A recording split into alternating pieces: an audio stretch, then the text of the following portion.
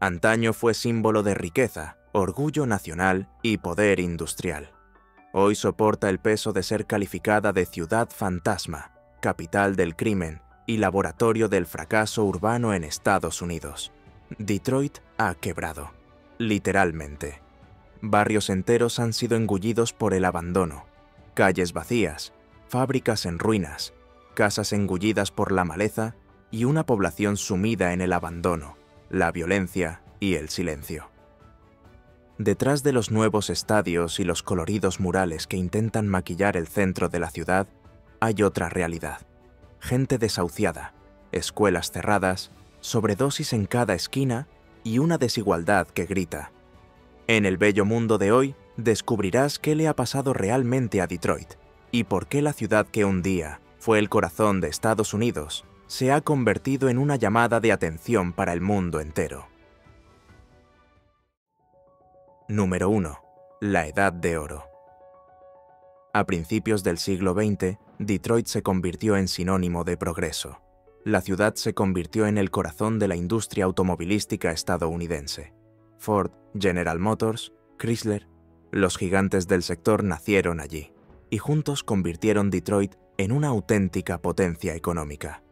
En solo 50 años, entre 1900 y 1950, la población pasó de 280.000 habitantes a casi 1.900.000.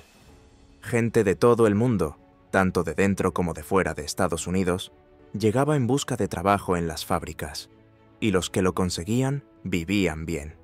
Los salarios garantizaban una casa, un coche y estabilidad. Durante la Segunda Guerra Mundial, el ritmo fue aún más intenso. Detroit se ganó el apodo de Arsenal de la Democracia, fabricando tanques, aviones y municiones a gran escala para apoyar a los aliados. Los sindicatos eran fuertes, los derechos laborales estaban en alza y más de la mitad de los trabajadores de la ciudad estaban sindicados. Todo parecía ir hacia arriba, y junto a la industria también florecía la cultura. En 1959 nació allí Motown Records, y con ella un nuevo sonido, una nueva identidad. Detroit mezclaba metal, música y movimiento. Era el retrato perfecto del sueño americano en pleno apogeo. Número 2. Declive económico y quiebra municipal. Pero ese sueño industrial no duraría para siempre. Y cuando Detroit empezó a perder impulso, la caída fue dura. En la década de los 60, la industria automovilística se enfrentó a nuevos retos. Los coches japoneses y europeos irrumpieron con fuerza en el mercado, más baratos, más eficientes, y la automatización en las cadenas de producción empezó a eliminar puestos de trabajo en masa. Fue el comienzo de un largo proceso de debilitamiento. En 1967 se produjo uno de los episodios más notables de la historia de la ciudad. Un enfrentamiento entre la policía y residentes de la comunidad negra desencadenó días de revuelta y destrucción. El saldo: decenas de muertos, cientos de heridos y miles de edificios destruidos. La ciudad nunca volvió a ser la misma. Asustada por la violencia y los cambios sociales, gran parte de la población blanca de clase media abandonó Detroit en dirección a los suburbios. La llamada huida blanca vació los barrios céntricos y se llevó consigo gran parte de los ingresos fiscales. El impacto fue enorme. En 1950, el 83% de la población era blanca. 30 años más tarde, esa cifra se había reducido al 34%. La ciudad se redujo. Entre 1950 y 2015, más de 1 millón de personas se marcharon. Las escuelas cerraron, los comercios desaparecieron y barrios enteros fueron abandonados. Se tocó fondo en 2013, cuando Detroit se convirtió en la mayor ciudad de Estados Unidos en declararse en quiebra. La deuda: $18.000 millones. Con las arcas vacías, hasta los semáforos se apagaron por falta de pago. Los servicios públicos se colapsaron, se recortaron las pensiones y Detroit saltó a los titulares internacionales, ya no como símbolo de progreso, sino como retrato de la bancarrota urbana. Número 3. Abandono urbano y barrios fantasma. Bloques enteros se han transformado en barrios fantasma. Casas que antaño albergaban a familias trabajadoras están ahora vacías, con ventanas rotas, puertas selladas y tejados a punto de derrumbarse. Los imponentes edificios comerciales del pasado se han convertido en estructuras huecas, cubiertas de grafitis, invadidas por la maleza y el tiempo. En 2014, se estimaba que más de 80.000 inmuebles estaban vacíos o en ruinas. Otras estimaciones sugieren que, teniendo en cuenta almacenes, escuelas y viviendas, esta cifra podría superar las 150.000 estructuras abandonadas, prácticamente un tercio de la ciudad. En algunas zonas solo quedan 1 o 2 casas habitadas, rodeadas de solares vacíos y escombros. Conducir por estas zonas da la sensación de estar en un escenario postapocalíptico, de esos que parecen sacados directamente de una película. Algunos lugares se han convertido en símbolos de esta decadencia.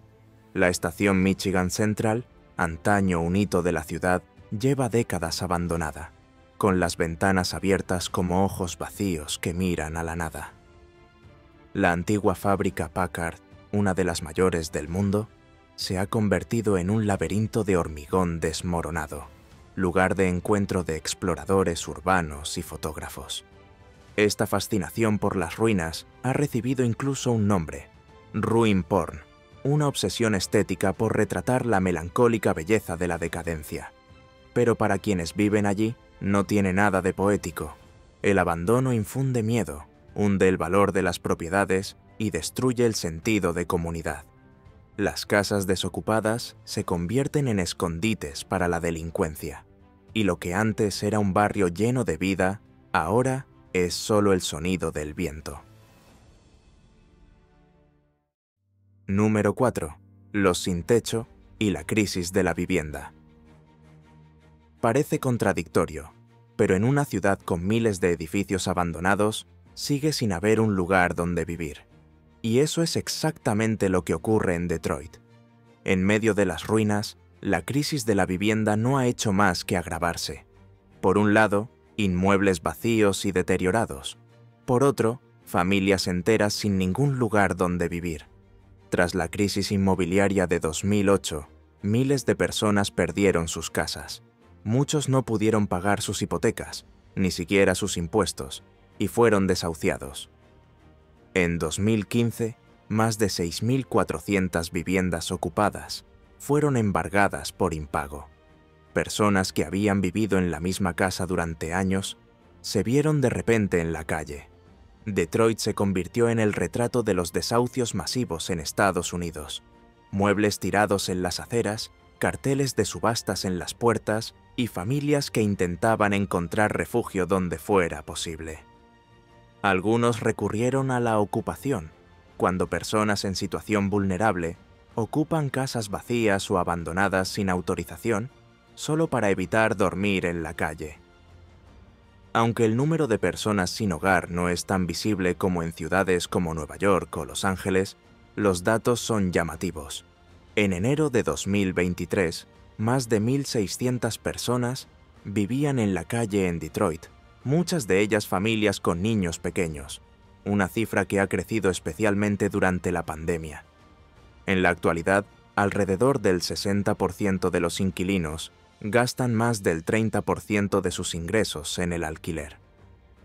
Esto significa que cualquier imprevisto, como perder el trabajo o enfrentarse a un problema de salud, puede ser el detonante para perder el techo.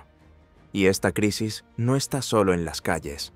Se esconde en albergues abarrotados, en casas de parientes donde las familias se amontonan y en las más de 30.000 notificaciones de desahucio que se emiten cada año.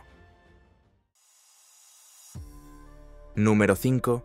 Delincuencia y presencia de bandas. En el vacío dejado por las fábricas que han cerrado y los barrios que se han vaciado, otro problema se ha apoderado de Detroit: la violencia urbana. La ciudad que antaño simbolizaba el progreso pasó a ocupar los peores puestos en la clasificación de delincuencia de Estados Unidos. A partir de los años 70, el aumento de la violencia se convirtió en una constante, y durante los 80 y 90, la situación se descontroló por completo. Las bandas vinculadas al tráfico de drogas dominaron varios barrios. Una de las más conocidas, Young Boys Inc., llegó a reclutar adolescentes para vender en las esquinas. El crack y la heroína se extendieron como un reguero de pólvora, alimentando las disputas por el territorio y dejando un rastro de destrucción a su paso. En 1991, Detroit registró 615 homicidios, casi 2 al día.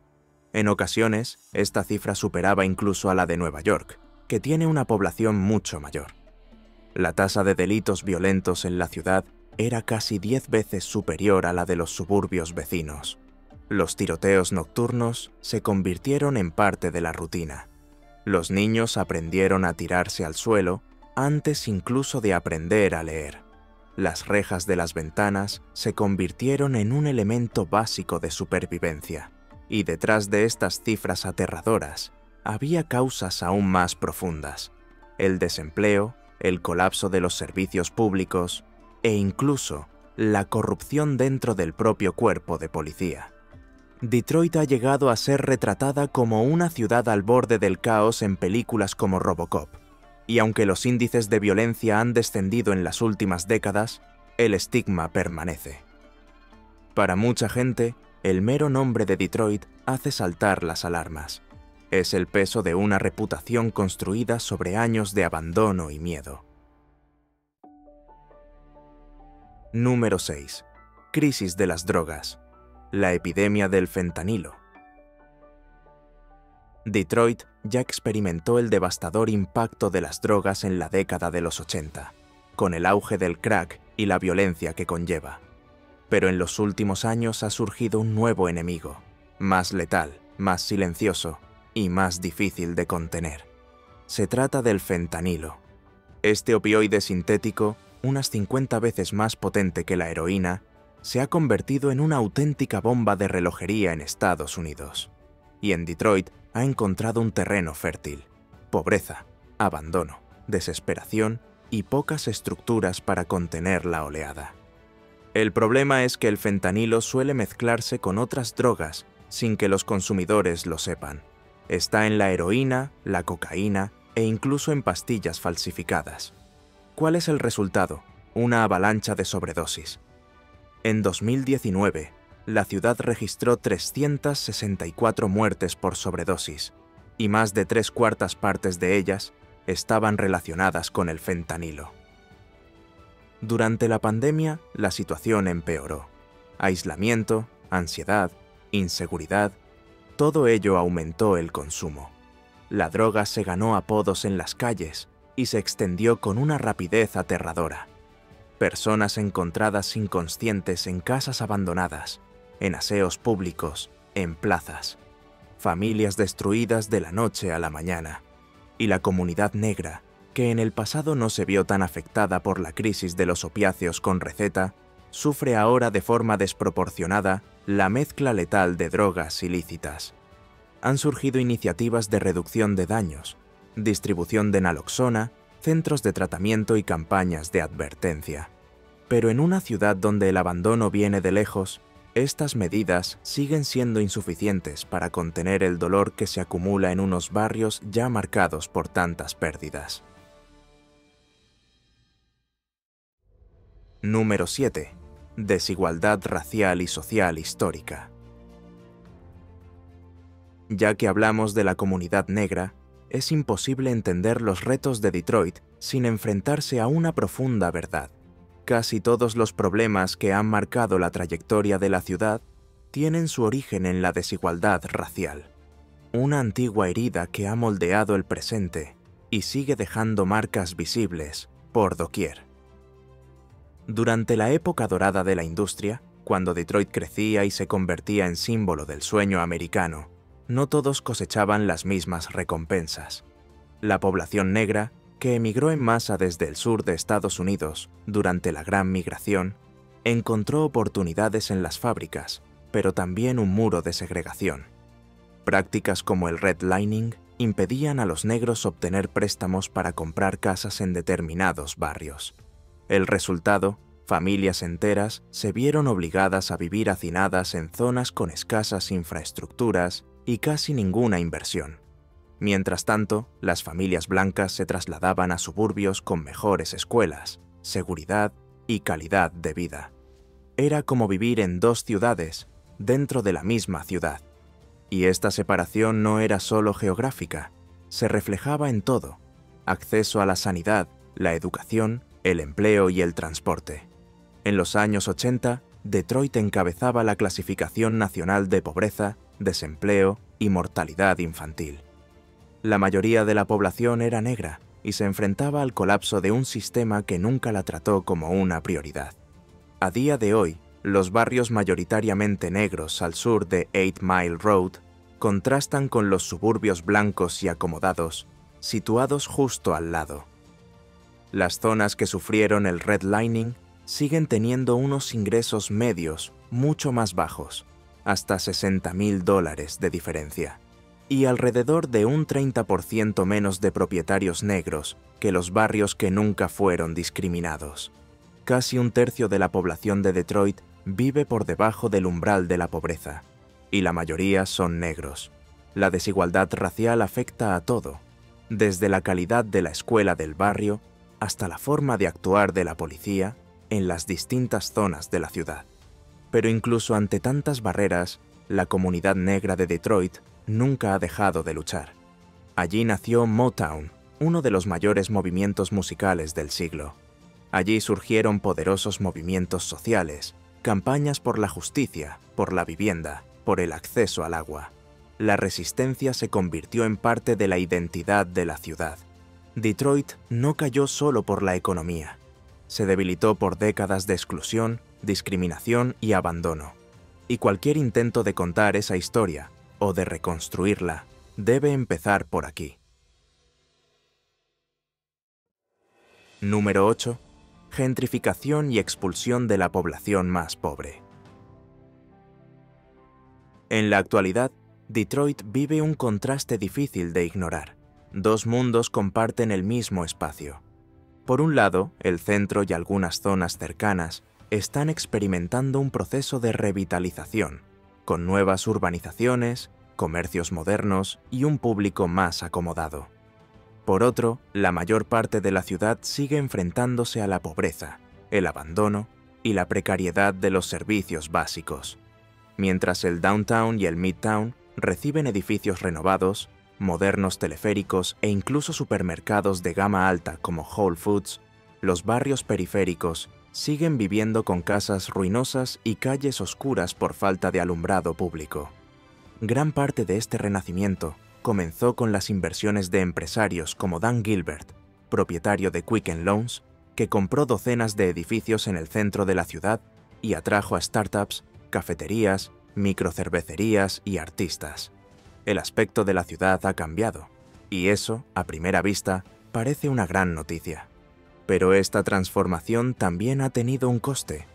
Muchos antiguos residentes, sobre todo los de rentas bajas, se han visto expulsados poco a poco de sus barrios.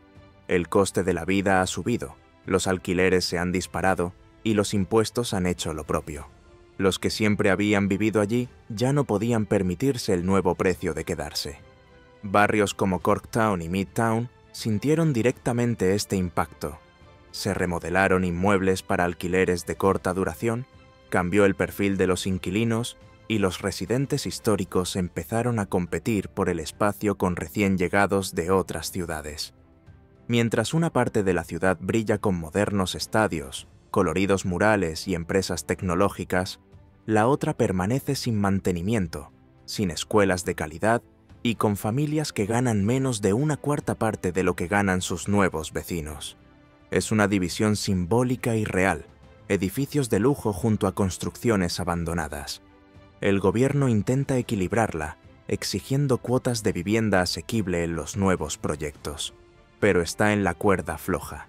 Algunos argumentan que cualquier inversión es bienvenida tras décadas de abandono.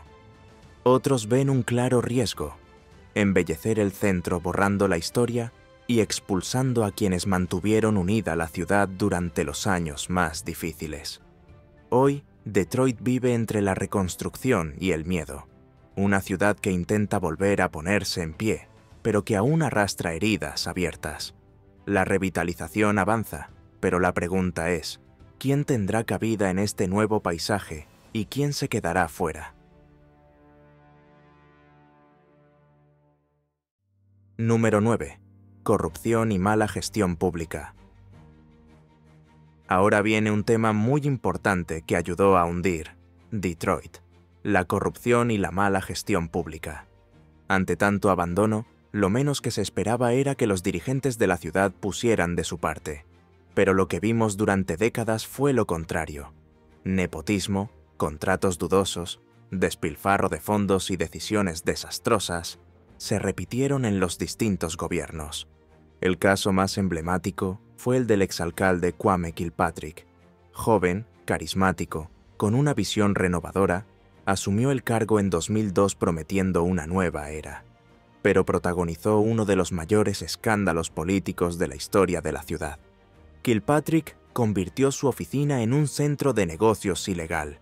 Cobraba sobornos de contratistas, malversaba fondos públicos y utilizaba el dinero municipal para pagarse lujos personales, desde fiestas a viajes privados. En 2013 fue condenado por 24 delitos, entre ellos extorsión, fraude y formación de bandas. Fue condenado a casi 30 años de prisión, pero salió en libertad al cabo de 7 gracias a un indulto presidencial. Aún así, el daño a la confianza pública ya estaba hecho. Mientras los residentes se enfrentaban a la violencia, las escuelas cerradas y la falta de servicios básicos, descubrían que su alcalde se estaba beneficiando del caos. Y Kilpatrick no fue una excepción. Otros políticos también han protagonizado episodios de mala gestión, gastos mal explicados y decisiones que han empujado a la ciudad al agujero. Durante años, Detroit gastó más de lo que podía permitirse. Ignoró advertencias, acumuló deudas y sacó adelante los problemas. ¿Las consecuencias? Semáforos apagados, retrasos absurdos en el servicio de policía y barrios enteros olvidados. El resultado fue algo más que un colapso financiero. Fue un colapso de la confianza. Cuando la gente pierde la fe en sus líderes, la reconstrucción se convierte en un reto aún mayor. Y esto es todo por hoy.